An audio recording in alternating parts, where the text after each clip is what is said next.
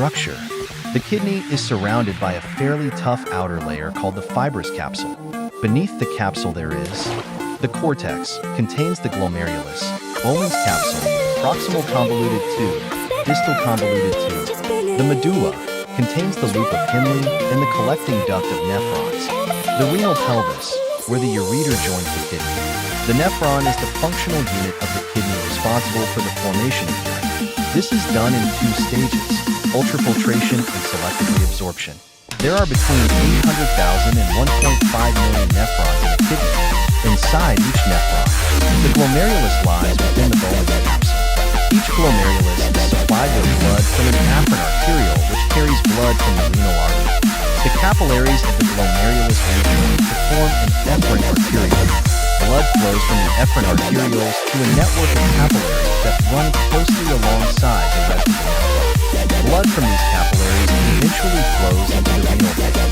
Histology of the kidney. The proximal convoluted tube can be identified by these clues. More common in the cortex than the distal convoluted tube. Brush border of microvilli to increase surface area for the reabsorption of filtrate. Larger cells with fewer visible nuclei than those in the distal convoluted tube. Cytoplasm of these cells staining darkly. The lumen of the proximal convoluted tube are small and irregular. The distal convoluted tube can be identified by these clues. Less common in the cortex than the proximal convoluted tube. No brush border of microvilli. Smaller cells with more visible nuclei than those of the proximal convoluted tube.